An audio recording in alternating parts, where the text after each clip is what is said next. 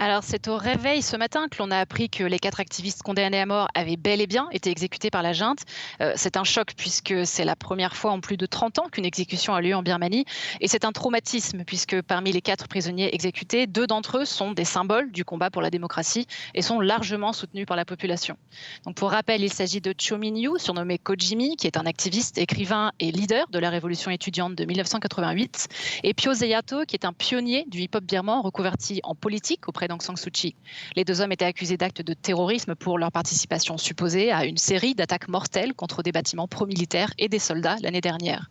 Lam Yo Hang et Hang Turazo, les 2 jeunes exécutés aux côtés de Kojimi et de Pyo Zeyato, sont accusés du meurtre d'une femme soupçonnée d'être une informatrice de l'armée dans le quartier populaire de Leng Tayar à Rangoon. Alors, la nouvelle risque de déclencher une vague de fureur et d'actes de vengeance de la part de la résistance armée dans un contexte de conflit qui s'intensifie de semaine en semaine. Ce matin à Rangoon, l'un de ces groupes de résistance a tiré au lance-grenades sur le bâtiment de la chaîne de télévision gouvernementale MRTV, qui est située sur l'une des artères principales de la ville. Depuis le coup d'État, ce type d'attaque est devenu régulier à Rangoon, mais les prochaines seront désormais perçues comme une réaction aux exécutions.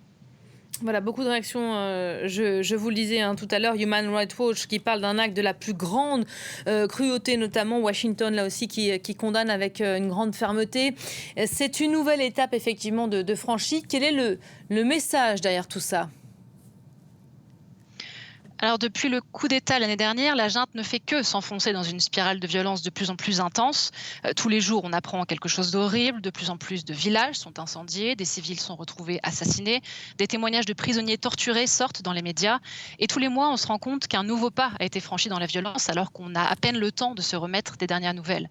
Alors même si une partie de la population se demandait si la junte oserait exécuter ces 4 prisonniers, ça n'étonne personne qu'il l'ait fait. Pour certains analystes, c'est une façon pour la junte de terroriser et de traumatiser la résistance, mais il est plus probable que cela solidarise la population en colère et déterminée à faire tomber les militaires.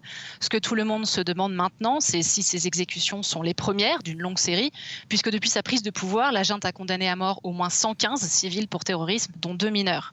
Alors même si 41 de ces personnes ont été condamnées in absentia et sont donc toujours recherchées, cela reste un nombre énorme d'exécutions à prévoir.